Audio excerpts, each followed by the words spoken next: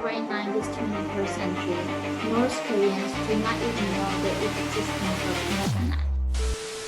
North Korea दुनिया का एक ऐसा अलग देश है जिसे ओपन जेल भी कहा जाता है। वहाँ के कानून इतने अजीब और अटपटे हैं कि हम जैसे लोग को विश्वास तक नहीं होगा कि ऐसे कानून कहीं एग्जिस्ट भी करते होंगे। लोगों के पास कोई भी फ्रीडम, कोई भी राइट नहीं है।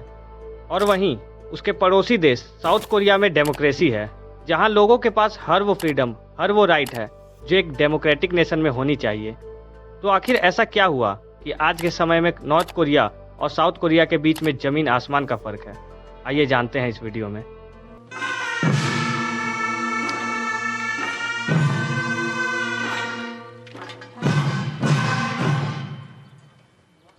कहानी की शुरुआत होती है 1910 में, जब पूरा कोरिया एक देश हुआ करता था और जापान कोरियन पेनिनसुला पर हमला कर देता है। और तब से लेकर 1945 तक कोरिया जापान की कॉलोनी बनकर रहता है।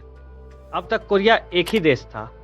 फिर 1945 में जब वर्ल्ड वॉर 2 का अंत हुआ, एलाइज जीत जाती है और एक्सिस पावर्स को सरेंडर करना पड़ता है।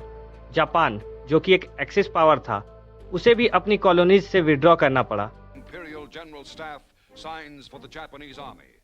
The surrender documents by which Japan agrees to lay down arms completely and to obey all allied orders issued by General MacArthur. और यहाँ पर कोरियन पेनिनसुला के बंटवारे की पहली नींव रखी गई, क्योंकि कोरिया के नॉर्दर्न पार्ट को यूएसएसआर ने ऑक्यूपाई कर लिया और साउदर्न पार्ट को यूएसए ने। यूएसएसआर चाहता था कि कोरिया एक कम्युनिस्ट नेशन बने और यूएसए चाहता था कि कोरिया एक कैपिटलिस्ट डेमोक्रेटिक नेशन बने। इस मतभेद के बाद फैसला किया गया कि यूएसएसआर और यूएसए कोरिया से विड्रॉ कर लेंगे और कोरिया को 2 इंडिपेंडेंट कंट्रीज में डिवाइड कर दिया जाएगा, जहां नॉर्थ कोरिया में यूएसएसआर लेड कम्युनिस्ट गवर्नमेंट बनी और किम इल संग पावर में आए। वहीं साउथ कोरिया में यूएसए लेड कैपिटलिस्ट गवर्नमेंट बनी और सिंगमैन री पावर में आए। फिर 1950 में नॉर्थ कोरिया साउथ कोरिया पर अटैक भी करता है ताकि पूरे कोरियन पेनिनसुला को फिर से यूनिफाई करके एक कम्युनिस्ट नेशन बना दिया जाए। लेकिन 1953 में वार को खत्म करके 38th पैरेलल पर ही डीमिलिटराइज्ड जोन बनाया जाता है, जहां दोनों देशों के बीच पीस टॉक हो सके। इस युद्ध को कोरियन वार कहा जाता है और इसका कोई रिजल्ट नहीं आया, क्योंकि युद्ध को बीच में ही रोक दिया जाता है और दोनों देशों के मिलिट्री को अपने अपने जगह पर वापस जाने को भी कहा जाता है। Seoul too falls into United Nations hands, this time not as a prime military target, but as the result of the clean United Nations sweep up the Korean peninsula. फिर इसके बाद दोनों देश 2 अलग अलग रास्ते पर निकल जाते हैं। साउथ कोरिया में कैपिटलिज्म और डेमोक्रेसी दिखी, वहीं नॉर्थ कोरिया ने कम्युनिज्म को अपनाया और एक टोटलिटेरियन गवर्नमेंट बनी, जहां लोगों के पब्लिक या प्राइवेट इशू सब पर गवर्नमेंट का फुल कंट्रोल था।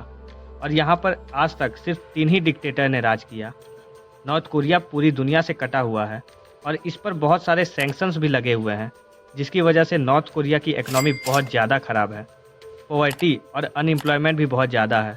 अब देखना ये है कि नॉर्थ कोरिया इसी तरह फुल्ली कम्युनिस्ट नेशन बना रहता है या कोई कैपिटलिस्टिक पॉलिसीज को भी अपनाता है। कोरिया के बंटवारे से हमें 2 बातें सीखने को मिलती है। कैसे 2 सुपर पावर्स के बीच की आइडियोलॉजिकल डिफरेंसेस की वजह से एक यूनाइटेड कोरिया 2 हिस्सों में बंट गया। और दूसरी बात यह है कि नॉर्थ कोरिया और साउथ कोरिया, जिन्होंने एक साथ ये सफ़र शुरू किया था, लेकिन आज के दिन साउथ कोरिया की जीडीपी नॉर्थ कोरिया की जीडीपी से 50 गुना से भी ज़्यादा है। तो एक कंट्री की आइडियोलॉजी और पॉलिसीज़ उस कंट्री के लिए कितना इम्पोर्टेंट रोल प्ले करते हैं, हम अच्छे से समझ सकते हैं।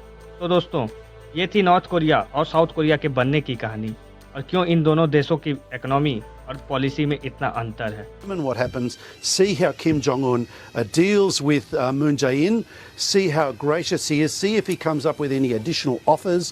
See if this is substantively the precursor of a big deal